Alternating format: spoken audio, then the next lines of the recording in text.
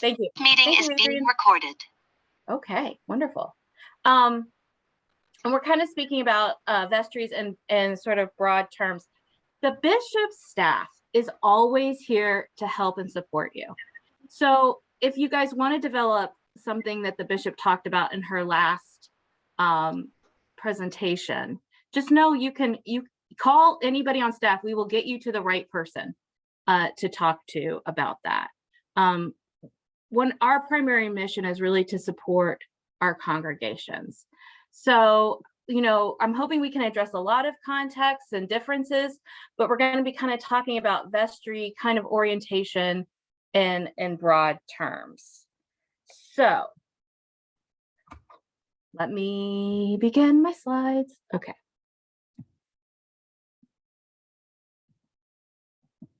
Okay.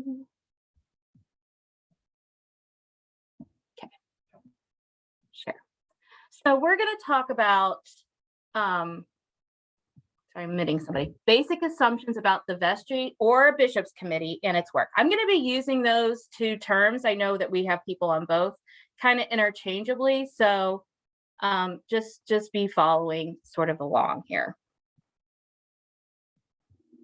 There we go. We're going to begin with what the canons say. So we're going to begin with the role of the vestry. So at a minimum, this is the minimum of what a vestry should be doing. At a minimum, the role of the vestry or a bishop's committee is to act as agents and legal representatives of the parish in all manners concerning its corporate property, including financial, and the relations of the parish to its clergy. So even in this first piece, we can see there's this functional reason for having the vestry, right? As it would be for any board, right? You're overseeing buildings and grounds, you're looking at the financial health of the parish. You're also doing this other relational piece, right? That both working together, the clergy and the bishop's committee or vestry, are working for the faithfulness, the health, and the effectiveness of the church together in this way, both in a functional way and in a relational way. The vestry shall ensure that standard business methods will be observed. You're like, Ellen, what are these standard business? It's a great question. I'll have this in the link, but essentially there's a manual. We have a whole manual for this. It answers most of your questions. You don't have to purchase it on Amazon. It is literally online and it's here at this link. So you just, if you're thinking about, well, are we doing this right? Do we have our checks and balances right? And if you don't want to go to the manual, you can call, don't call me, call Canon Hardy. Call Canon Hardy or call Canon Mark. I can look it up, but there's deep wisdom on the bishop staff around these things. Now, a lot of you asked about this in our registration process. When a parish is without a rector, the officers of the vestry are responsible for the continuation of worship, including the calling of a new rector. For us in this diocese, that's true. And the vestry or the bishop's committee forms a search committee, which is a subcommittee of the vestry to do that deep discernment work. So that, and members of the vestry serve on that committee, but so that the vestry can continue to keep leading the church through that transition process. But yes, when you don't have a rector, it is the officers that are in charge of that piece of the puzzle. Vestries are also charged with reviewing and recommending people for holy orders. Who has sent someone through the process recently and then you had to sign that form? Anybody? Has anyone on this call? Basically, if you're going to put someone forth for holy orders, at each stage, the vestry signs off on that person. Yes, we still think that person's called. Yes, we still think that person's called. I can't see the chat. So any questions? Let's just stop here for a minute. And if someone could help me with the chat, if there's anything in there. Then again, you're good. Keep going. Keep going. Anything in the chat? Yeah. Okay. All right. You guys are like, we hate the canons. Okay, great. All right, let's keep going. No, I think you're just doing a great job of covering the material. Okay, all right.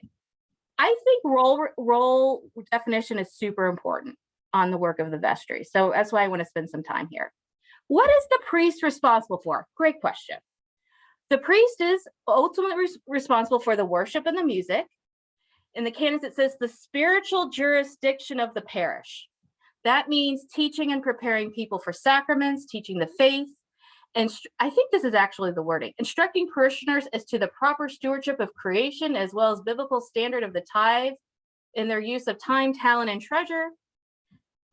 The priest is entitled, they oversee the use and control of the church, parish, and buildings. That is, who gets to be in those buildings, who gets to be in the sanctuary, who gets to sort of rent this, the use of the building.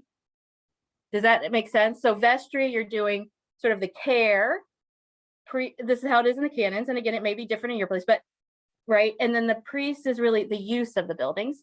Oversight with the option of presiding over vestry meetings as an expression of the priest's oversight function. The priests have oversight of hiring, firing, and managing staff. Managing all the staff is under the oversight of the priest in our context. Let's pause here. Questions? I didn't say that it was planned by the priest and the vestry together. What I said is that I think it's really helpful. The priest has the final determination, but I think it's really helpful if members of the parish, not necessarily the vestry, who are the folks who are going to think about liturgy? Do you have actors in the congregation? Do you have other musicians in the congregations? Do you have poets in the congregation? That I envision those gathering together and working and planning. But the priest has the ultimate say. That's right. So the priest has the ultimate say, but again, helpful to reach out and use the resources and gifts of our folks in this planning. So again, this is at a minimum, right? This is the minimum. This doesn't mean this is how it should be. This is at a minimum, this is what people are responsible for, right? Okay, then we got a question about interim. Same with interim. Yep, including vestry members and congregations vital. The more the merrier, friends. Yeah. Same rules apply to the interim. The vestry does not have hiring over the staff. No. They may say yes, they can agree with it, but the priest is the person who hires and fires, friends. Yep, hires and fires. The priest manages the staff. A priest is going to be, you're going to always invite the vestry in as part of it, but ultimately. Yep. Who sets the wages? Well, there's the minimum, and then I think the for folks on the staff, I believe the priest in charge is going to set the salaries for the people on the staff in conjunction with the vestry. You should be working. If you're not working together, please call me.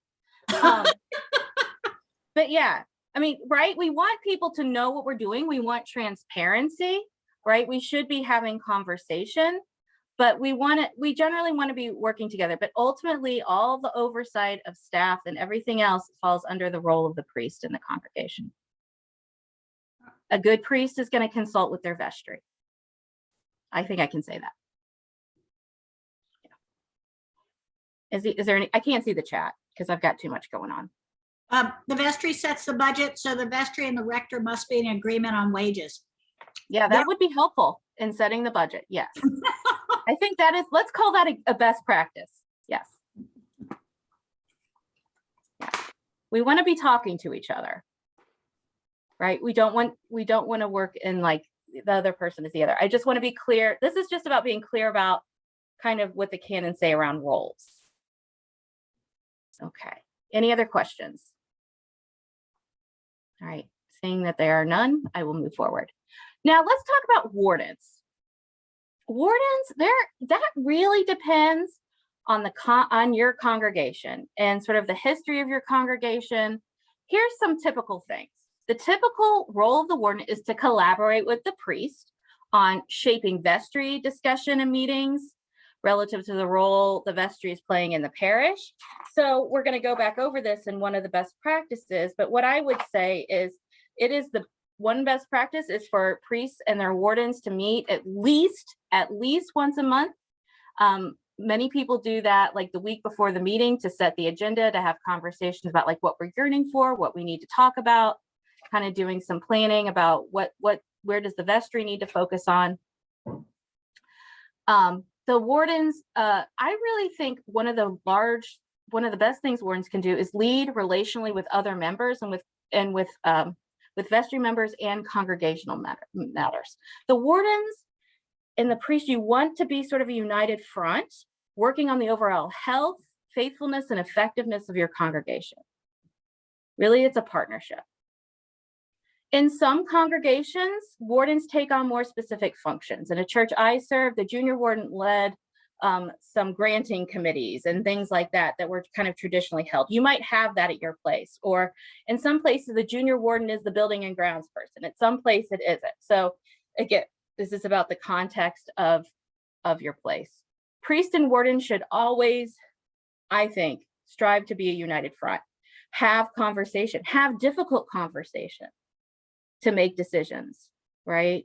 Give each other feedback, right? But I think sort of the best working relationship is when we can like keep moving forward and the clergy person knows that they have the support, the wardens know that where we're going and can communicate with members and vestry people about the direction of the parish.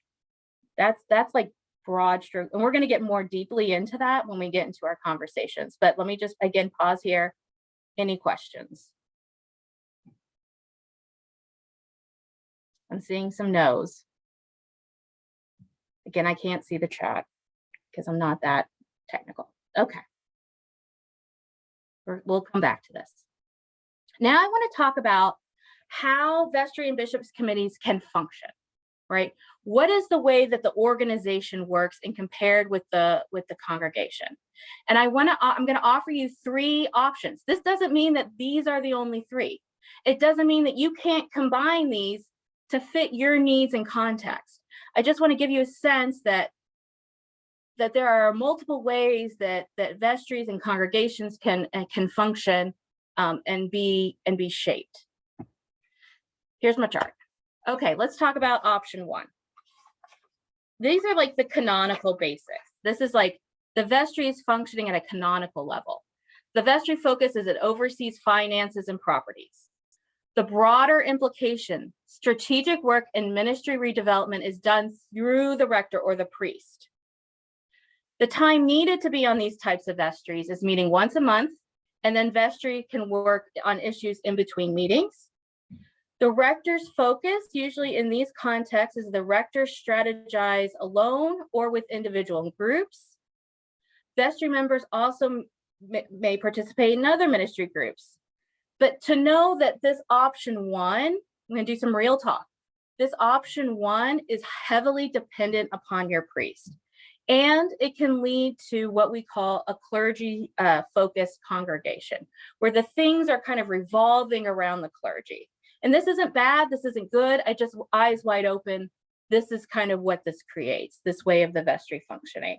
So I have seen, when I've worked with vestries like this, I've seen cycles of great success, and I've seen kind of deep struggle, and it's dependent upon their relationship with the clergy person, right? So when the vestry is functioning in this option 1, it's really about that relationship with that clergy person. We also have some data that vestries that function and mainly in option 1, clergy are more vulnerable to anxiety, burnout, and a sense of a failed call. So we have some research around that for option 1. Okay, option 2. Vestry, more power and responsibility taken on by the vestry. Vestry member chairs or oversees ministry areas. Vestry and rector ties things together, right? So it's kind of more taken on by the vestry. So the vestry is responsible for strategic work, improving and overseeing all ministry efforts. Vestry and so this requires more time for the vestry members, because you've not only got the vestry meeting, you also probably have committee meetings and planning meetings are required. And then the rector works directly with the vestry and may or may not, depending on your context, spend less time with groups and individual. Now, this can create upside downside. This can create a sense of an organized parish, but it can also create a kind of in crowd, right? Where only kind of certain people know what's going on. And in this option, we have data that says vestry members kind of report a higher rate of burnout when we do option 2. Okay, just upside downside. Option 3, more responsibility out in the congregation. So the vestry approves and supports a team structure. Teams carry out needed functions. Vestry members serve on teams, often in a liaison role. The congregation is kind of brought in for strategy and development and emerges and is created with a parish collaboration with the rector. And the congregation energy is really focused on the teams. So the vestry keeps meeting once a month and then is updated by the other ministry groups that are going on. The priest interacts with the teams, making sure things are integrated into a coherent whole. So this approach encourages each member to engage in a ministry, but the downside is that you have to then spend more time with communication and coordination to make sure everybody understands what everybody else is doing, where we're going to work together, where we're not going to work together. So in a church that I served, we went from really it was kind of option 2 into option. We tried to move into option 3, and we had to. What ended up happening is that we decided to create a night. Well, this was before the pandemic, of course, but a night where we had all of our sort of team meetings, and then the chairs and the liaisons would meet afterward to update everybody and see. So we were trying to build in ways that we can stay communicated, and how we communicate what's happening in the church with what team. I'm going to stop sharing, or do we need it up? But let's pause. Questions.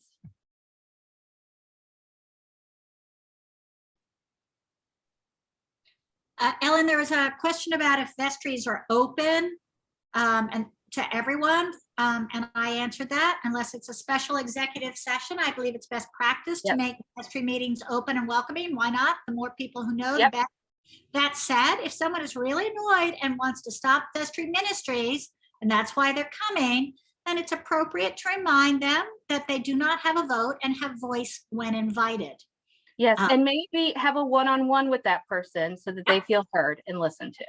Yep, absolutely. And there are always things we can learn. The other thing I'm saying is that this slide has tons of information on it. Super helpful. So maybe use it as a basis of a vestry conversation one night. How do we do it? What would we like? Yeah. And it could be a variation, right? I'm not saying that you have to be in like lane 1, 2, or 3. I just want you to see that there's a variety of ways that vestry and bishops committees function in the congregation. Yeah. Okay.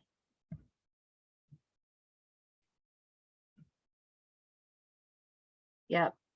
Yeah, you can kind of see, and I think we've all, I know there's a lot of wisdom and experience on this call. So I think we've sort of all kind of experienced option 1, 2, or 3. I just want you to know, eyes wide open, the upside of this and the downside. And then you can be, if you know the downside, then you can be looking for that, right? Like if you guys function, if you want to stay in option 1, right, then you're going to know what do we need to, what things can we do to so that our priest doesn't get burned out, right? And what ways can we support this? So that you can do some strategic thinking using this.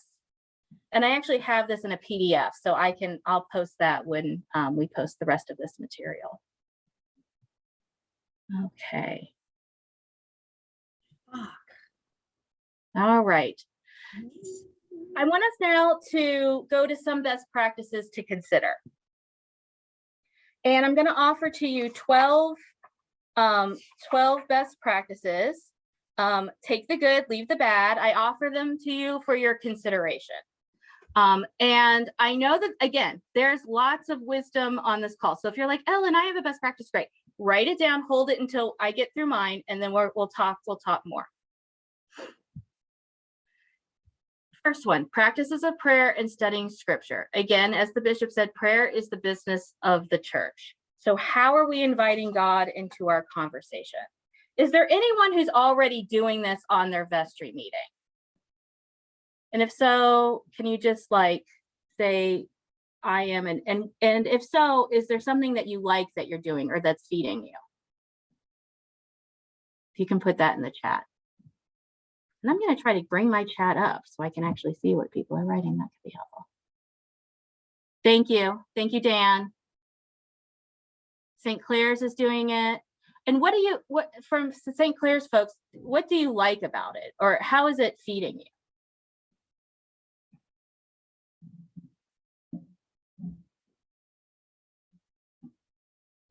I mean, or is, is it actually, how is it helping you? Or maybe not helping you. I don't know. Let me know what's the struggle with this or what we like about it. Grounds us, reminds us why we are here. Yes, right? Yep. Yes, right. You can get different perspectives or understand what people are going through. Yeah. Yes. Yeah, it kind of sets the whole tone and mood, right? Because again, we're not just a nonprofit board, right? This prayer is the business of the church. Yep, sets the tone. Using different study approaches. Yeah, the African Bible study is great to use. Yeah. Yeah, right. Yeah, I think a prayer, some formation piece is really super important for us to understand why we're gathered. And it helps us, I think, also to keep what's most important in front of us and the why of why we're doing this. Yeah. So we have lots of wisdom here. This is good. My next practice I already talked about, priests and wardens to meet at least once a month, set the bishop vestry committee agenda, troubleshooting, talk about next steps and process, how it's going, what we're worried about, what we're longing for. This is essential. I feel like this is really an essential best practice. And also it provides time for deepening of relationships and sharing. How many of us are already doing that? Raise your hand. Yep. Great. All right. At the beginning of vestry meetings, checking in and listening. It does not need to take long. Here's some ways that it doesn't have to take long. One word that describes where you are right now. Name one joy, one grief. What is one interesting thing that happened to you this week? And what did you do last weekend? If you have a lot of long talkers, you can put a minute, like everybody gets a minute. Everybody gets a minute and a half, right? But we actually have research that says when you do this, it increases the dopamine in it bonds people, it helps with relationship. If you do the one word that describes where you are right now, here's a piece about this one, because this one is actually a really powerful check-in.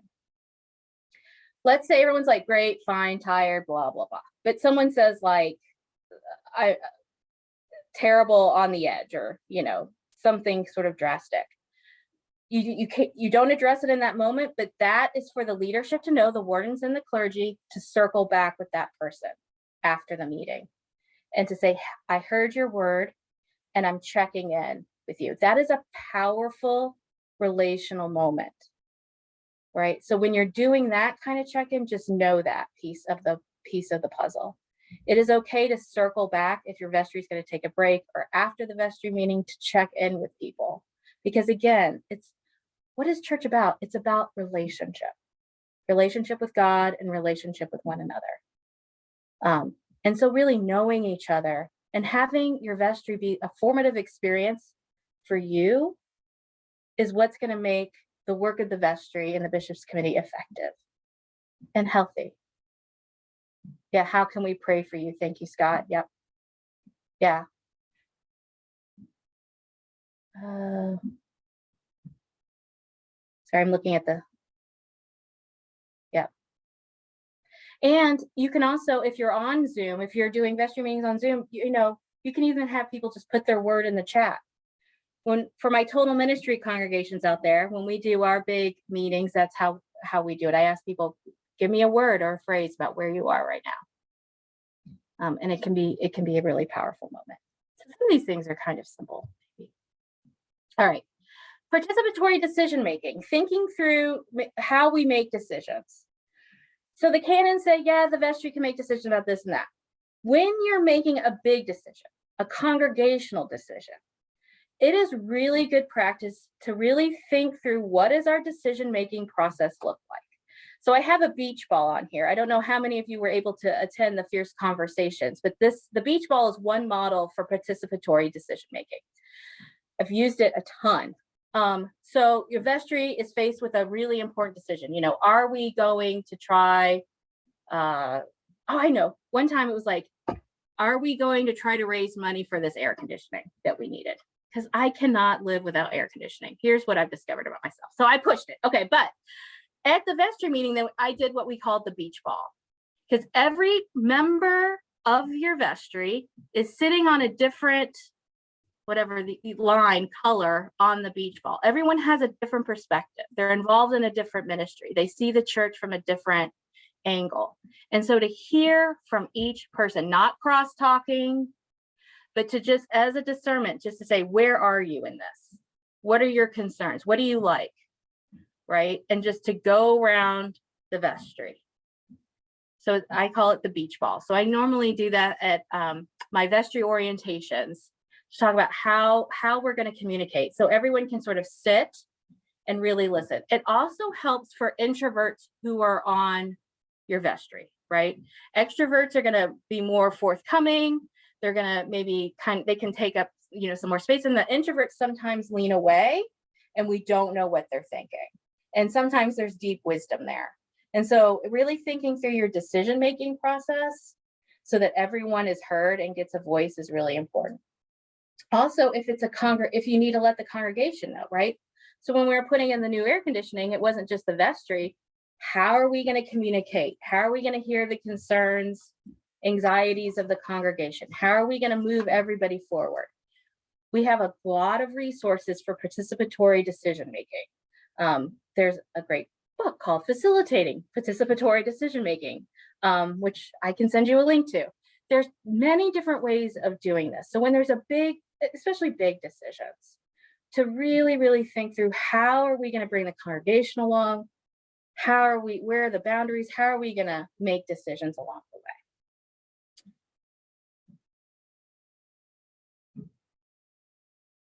Meaning, yeah, so I should have done a beach ball with like many colors, but yeah, each person is on a different line on the beach ball.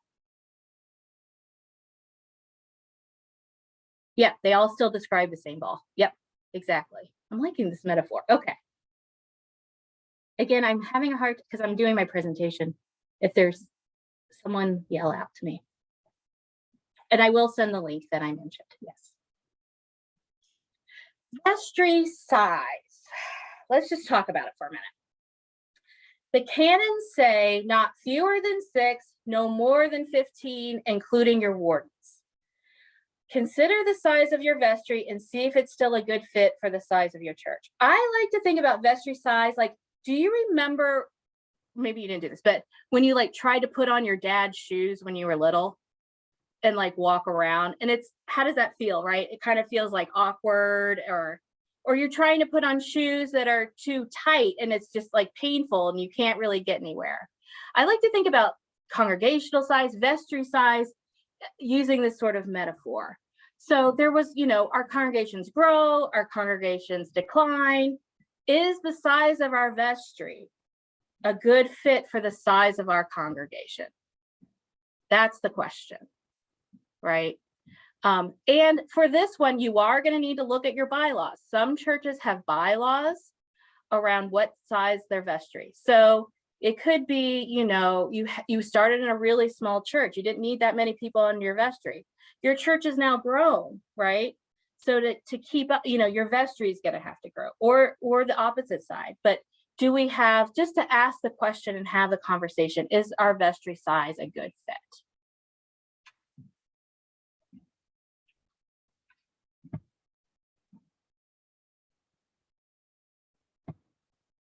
Okay. Any questions about this one? There's a question about the book you mentioned, and I will link it. I will link it. Ann Clark thinks it's the participatory decision making by Josie Bass. She's right, because she's doing it in the college. Thank you, Ann Clark, who is a fellow College of Congregational Development grad. Yes, it is the same book.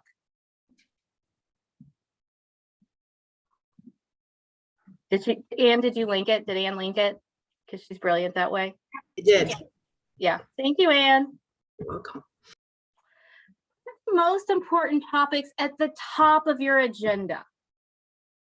Think about this. This is when people have energy to discuss things, especially if you're meeting at like 7 o'clock at night, right? So this is something that wardens, priests, bishops committee need to think about. What is it that needs our attention in this moment? And I know, Bishop, you have some wisdom around this. Do you mind offering that at this point? Yeah, I found that if you put it where you have the most energy, and if it's a topic that's going to create anxiety, don't put it at the end, because that's where it might fit in the way you've been designing your agenda for 30 years. You want to put the thing that's going to have to garner the most energy, maybe create anxiety. You're going to want to do that at the beginning so that folks are fresh and the anxiety hasn't risen. And to always remember, even if you're meeting on a Sunday afternoon and you're hungry, right? Feed people. Well, okay, but it turns out, but all the directives are expiring, so now you can feed people a little bit. But that's why we had prayer at the top, because we were really clear that was the most important thing we're doing. And then the next piece would be the thing we wanted to talk about and wrestle with. We usually, except for January, right before our annual meeting, we did not put finances at the top, at the first thing in the meeting, because then you spend all your time talking about finances. And this is what I found about talking about finances at the beginning of a vestry meeting. You spend an inordinate amount of time talking about it. Typically, congregations are ahead in January, maybe February, and then they're behind until the end of December. And so we talk about finances, spend a long time doing it, and at the end of the conversation, we don't have any more money than we had when we started the conversation. So typically, I would put finances at the end and know that my finance committee was really going over that, but we would do them at the end because we were receiving the report, and at that moment, there wasn't much we could do about it. So think about that. And then when we had the annual meeting, it would be right. It would be the chunk of that vestry meeting. So think about the things that you really want people's input for. Also, if it's an interesting topic and that there might be folks who are not on the vestry who want to come, put that right after prayer. And then they participate in the prayer, and then they're there for that conversation, and then they can leave. I don't think treasurers need to be on the vestry. And if you're, they can zoom in. These days, you're probably doing it by Zoom. They can zoom in late. It's about, where is your focus? Where do you want to put your focus? And while I'm chatting, I wanna backtrack and apologize and blame my newness. In the Diocese of Michigan, separate from all the other dioceses, it's in our canons. Eric Williams was right on it, so I want to apologize in getting that wrong and saying thank you, Eric. In our canons, it does say that the lay employees, the salary is set by the governing body, the vestry, although they are supervised by the clergy. And the reality is, friends, if we are hiring people and not involving the vestry, then we are setting ourselves up for failure. So there you go. Thoughts on that? Sorry, Ellen, more than you bargained for. No, that was great. No, we need to, we're a learning community here. We're always learning. Okay. Did we answer all the chatty questions? I think so. Okay. Ellen, there was Okay. one. About anxiety. Wait, who was hopping in? What was yours you were looking for, friends? Tom had asked who should facilitate the vestry meeting, the senior wardings or the priests, and facilitating or chairing the meeting's also been a discussion at our congregation. So I was curious the answer. Yeah, so if you go back to the role and responsibility of the priest canonically should be, the priest, I mean, can delegate that, but should have oversight and lead the vestry meetings or bishops' committee meetings. So it really, so they've got the canonical responsibility to do it, which makes it different from many not-for-profit boards. If people are usually serving on a not-for-profit board, then they're completely confused that the person they perceive to be the executive director leading the meeting. That's because it's not a not-for-profit board, it's a vestry. That said, I found that I always had my wardens chair the meetings because they heard from me a lot, and it was a great way for me to shut up. Shocking that might be the case. It was a great way for me to be quiet and to enable folks to have more voice, more control, more care about what was going on. Different situations are going to facilitate different approaches, but canonically, the rector has it, or the priest in charge, and then The they interim. can, if they want, or the interim, or they can share it. Yes. Yeah. I like chairing all, I mean, a different perspective. I always chaired my my vestry and bishops committee meetings with the warden's help. Right. Okay. We have one new message. Should churches be on vestry? Oh, we already answered that. Okay. Yep. Oh, thank you. And for our blended congregations, yeah, there's different. Yep. Okay, good. Yep. And there was one about Ruth was asking about advice from transitioning out of that possible anxiety causing moment to the rest of the business and not having the anxiety color other items. Well, my experience is, Ruth, is that if you get it over fast, or if you get it over first, then you can move on. Letting it hang there as everybody gets hungrier and more anxious makes for like, oh my goodness. I mean, I've done 30 years of vestry meetings. I can tell you about the good and the bad. And this is my wisdom from having the bad ones. Do it early. Be gracious. Prayer is good too. You can finish something that was contentious and say, all right, friends, let's have some silence. Let's have some prayer. Mm-hmm. Yeah. And I found with anxiety, especially issues that are causing a lot of anxiety, the conversation itself, if we can, again, you can have sort of a structured process to that conversation, because a lot of times that anxiety is about, in my experience, about people wanting to be heard or making sure. And so if we can frame those congregations, because here's my kind of core belief, I think even when we disagree, conflict's going to happen in church, right? Where 2 or 3 are gathered, Jesus is there, and conflict. I mean, that's just the reality of gathering.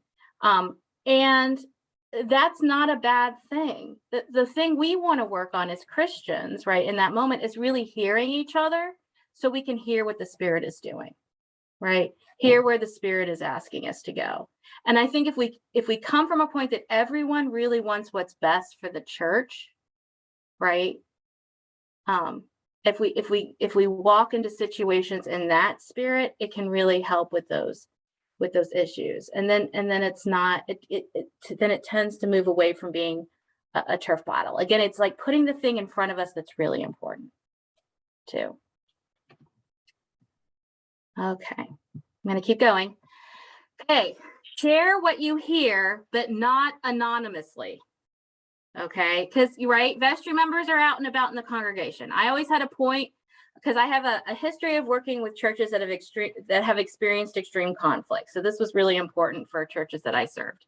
But they could share what they hear, but not anonymously. In other words, we need to own our voices and our opinions.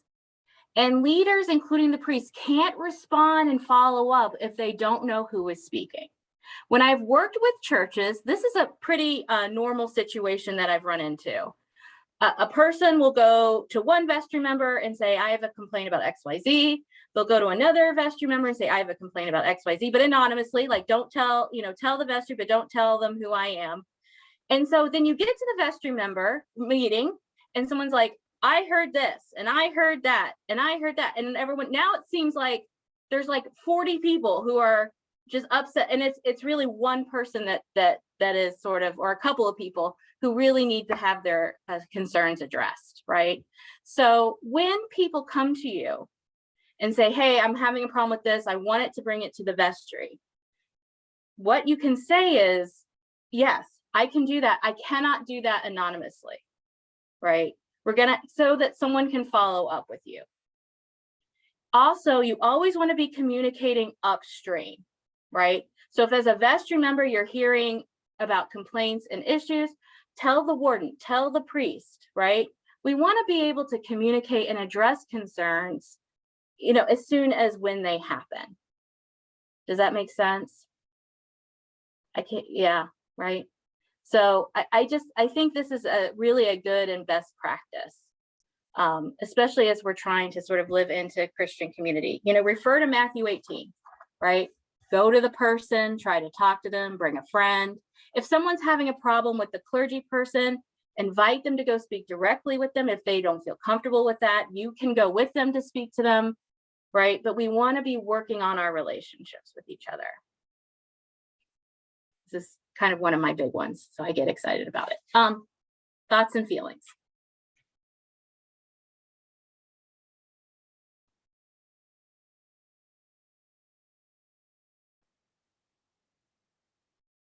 Yeah, help me be open, honest, and willing. Yeah.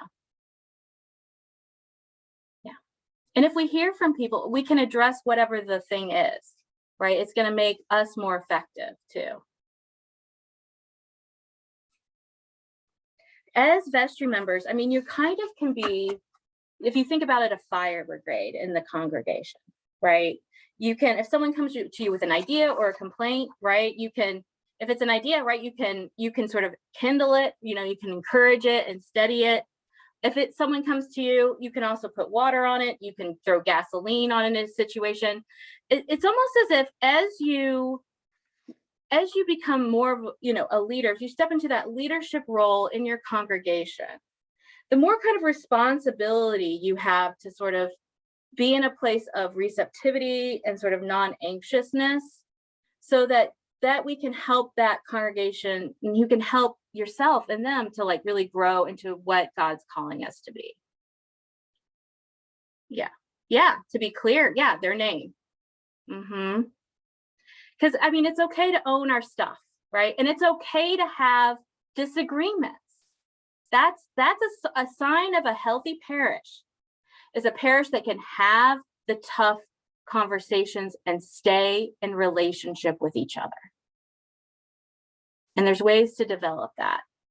I think sometimes we get caught in this need to be nice all the time.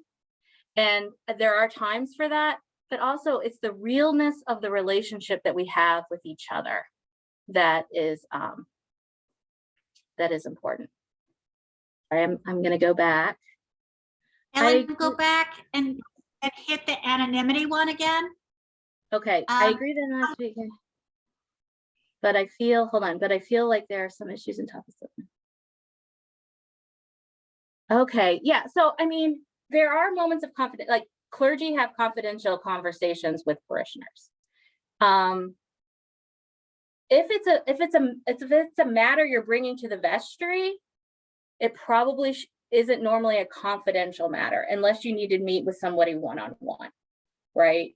And that could be, but I'm not issues or topics that want confidentiality. Remember, you can call an executive meeting if you don't want, everyone to know, right? Something. But I'm talking about like when people bring complaints. Is that, I don't know who wrote that comment. Tom, can you chime in and sort of clarify what you need for that? No, I think you touched on kind of what I was going for. Like vestry, the sorts of topics that come to the vestry generally aren't the sort that want confidentiality. But like if somebody came and said this other person is, I don't know, doing something horrible in my direction, Yes. and they might not want their name associated with that complaint. And it sounds like you're saying that's generally not something that should be coming to the vestry. If I'm Yeah, I following mean, you that needs to correctly. be addressed, directly. I mean, it's better to start with direct communication, right? And then if it needs to be brought to the vestry, right? Then that's sort of, but you always want to be communicating sort of upward. So maybe you take the complaint to the wardens or the priest first, right? And then see if it can be addressed. Yeah. Asking for concerns in writing appropriate. I mean, I guess if that person, here's the danger with this, that I just want to name here. Email. Let me talk about email for a minute. Email, you cannot read tone and mood. And as humans, we're always going to read negative tone into email, right? If there's a problem, I would say, pup, pick up the phone. Okay, so because you can't read tone and mood. And then I don't know, you guys probably know this. I mean, have you ever been triggered by an email, right? Where you're reading like terrible tone and mood into it? Am I the only one here? Can I get an amen? Has anyone experienced that, right? And it like sends you off the deep end, right? I mean, email is not a great way, I don't think, to communicate concerns. I prefer a conversation. Let me tell you this, when in my last parish, when I would get emails, I would calm myself down. That's important. You gotta breathe, you gotta calm yourself down. And then I would call the person, right? Because this is about relationship. And I need to find out what is this really about? In several cases in my consulting life with churches that were experiencing conflict or having disagreements, I had to ban email. Email, you're never going to work anything out over email. My rule is email is for meeting times and straight business stuff. If it's about relational stuff or we're trying to make decisions, email is not a great way to do that. Because you're going to cause yourself so much more trouble with misinterpretation and what they really mean. That's why sometimes if you get an email from me, I will put, and I heard this from actually on the Harvard Business Review. There was a guy who was on there consulting with major companies, and he was encouraging all the CEOs and to start using emoticons, which I know is very like blah, but he said it will save you. It will save you immense trouble because people will then know your tone and mood. Because when we can't see our facial, we don't know tone and mood, and people are always going to read negatively into that. Yeah. Yeah, caps can be like screamed at. Yeah. I think doing it in writing, I mean, if the person wants to come with you to the vestry meeting, I would just encourage person to person, even Zoom, some kind of facial recognition it seems like it takes more time, but is actually going to save you time in the end. It's going to save you time and heartache in the end. That's my perspective. Sorry, I get really passionate about this. Okay. All right. Don't wait for volunteers. Invite people into ministry. Meet people where they are and invite them to go deeper. People want to be recognized for their gifts, right? And I have done this. I've not practiced my own advice, right? Who wants to volunteer for such and such, right? And then it's just crickets. It's just sad, depressing crickets, right? And you just want to cry. This is actually not the best way to get people to join in ministries. The best way to get people to join in ministry is to have a conversation and invite them.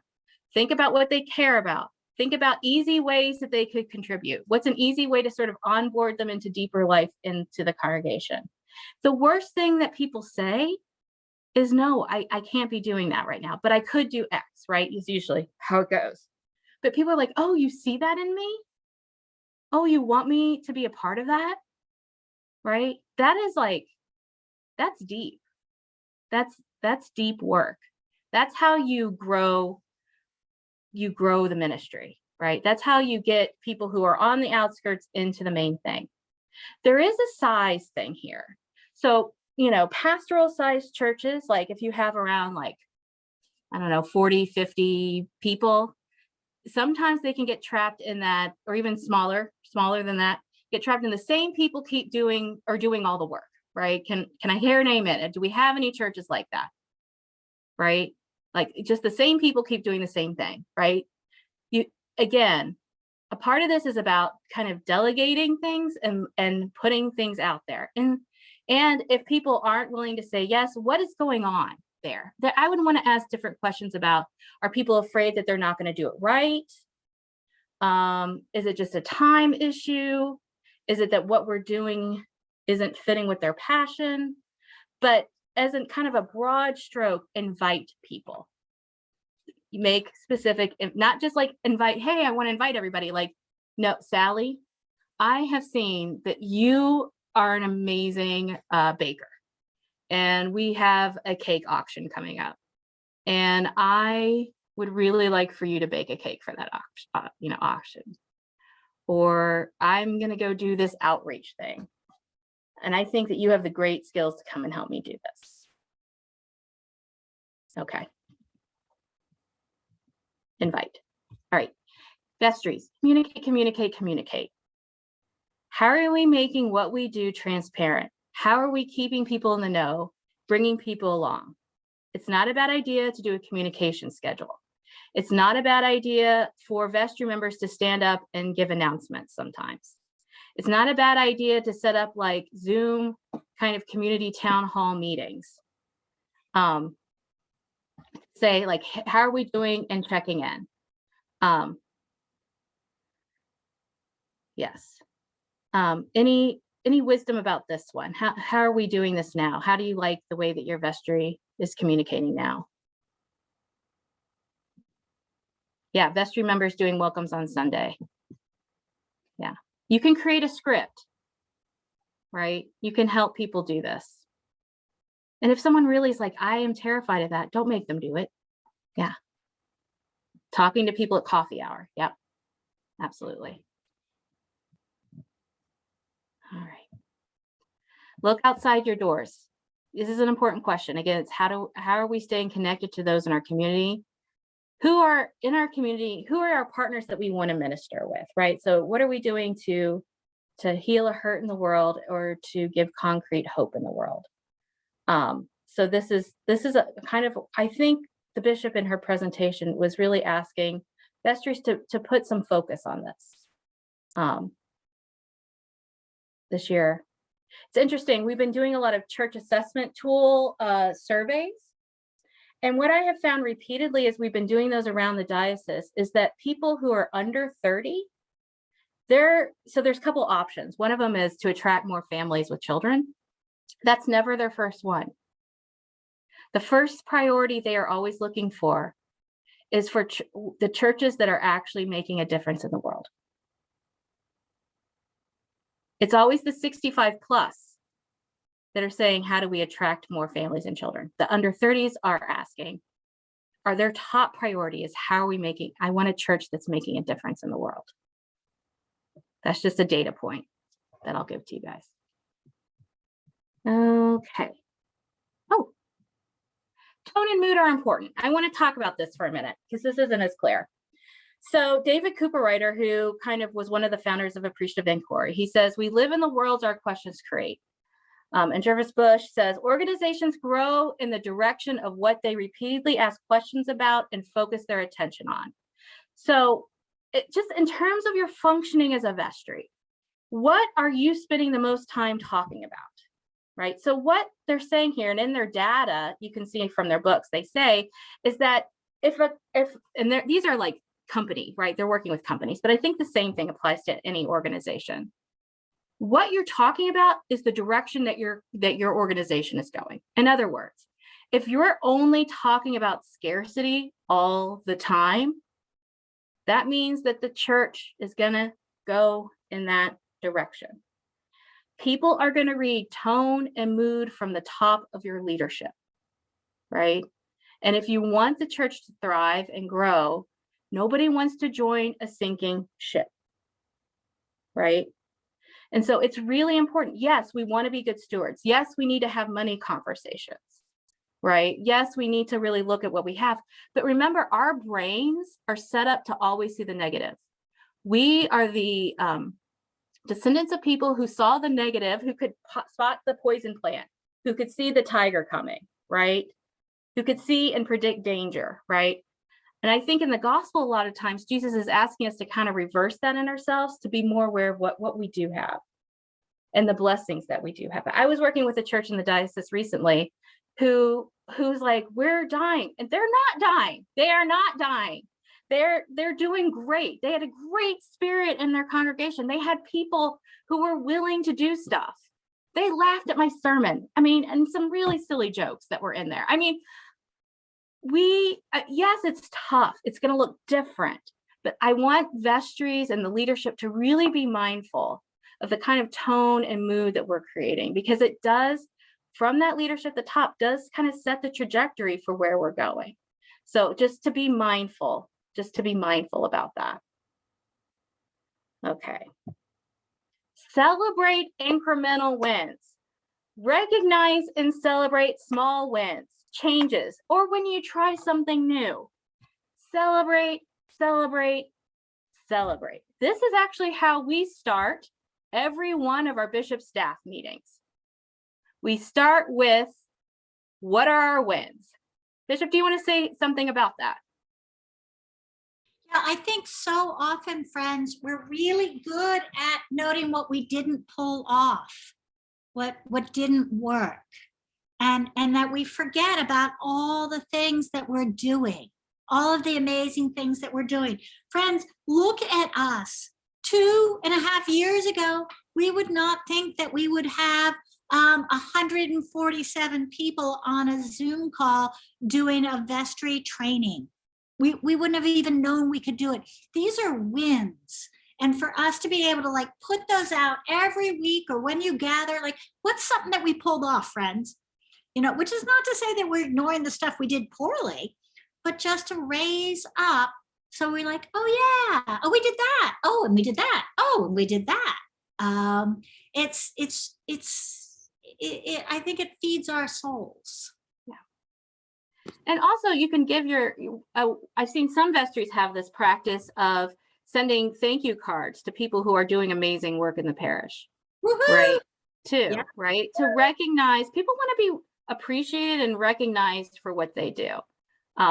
Also, when you're setting goals, I'm going to slip this in right here. When you're setting goals for this year, it is really hard. And most of the literature that's coming out right now is saying long-term strategy and goals are really not what we should be spending our time doing, because of the fast pace of change in the world. But I would really, I would encourage you to really set what I like to call small winnable goals. We may have a larger goal, but then ask ourselves, what's the first step, right? Because sometimes we can set goals and then they feel like so out there, and we really want to get to like, what is just the first step that we need to do in the next 6 months for this goal, right? And then celebrate that goal when you do it. Yeah, incremental achievements, just bit by bit, and trying stuff new, in celebrating even if it didn't feel great. I mean, sometimes the Spirit picks things up that's great. Sometimes the Spirit's like, look at this. This is what you needed to learn from this. We just got to have, again, excellent mistakes. Yeah. Oh, that was a bad idea. And not about shame, right? But about like, well, that didn't quite work. Wow. All right. So now, so what's the next bit? And to have, again, to have some, remember I talked about whimsy, and to have that sense of grace. Yeah, I didn't pull that off. I got that wrong. My failings and flaws were visible there. Okay, next, right? Okay, because there's grace. Thank heavens, there's grace, and we should be. We as communities of faith, I want us to ooze it. So I know there's a lot of wisdom in this Zoom room. So I'm going to stop sharing, and then maybe we can have it in the chat and some quick discussion. We probably don't have that much time, but what would be a best practice that you would want to add?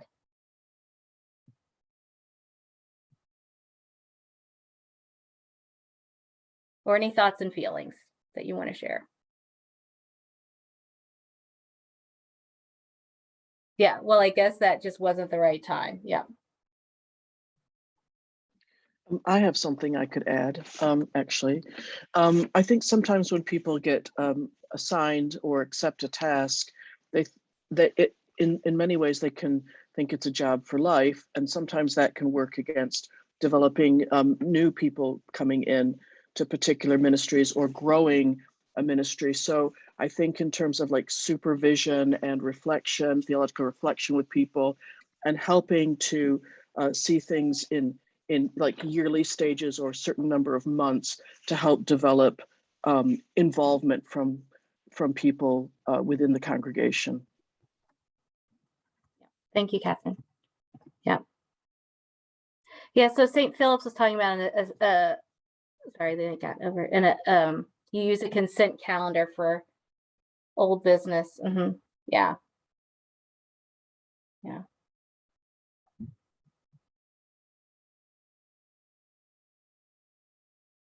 Oh, that's good. Using yes and when having a vestry discussion to tag on what was said before you go. It grows positivity. Yes and. Good. Any Okay. questions? I love the chocolate mint celebration. I think if you actually had kind of like, you know, the seventh Sunday of Pentecost, and then parentheses, the chocolate mint recognition day Sunday, right? It's like that's hilarious, right? I absolutely love it. And then what if then you had like little gear deli or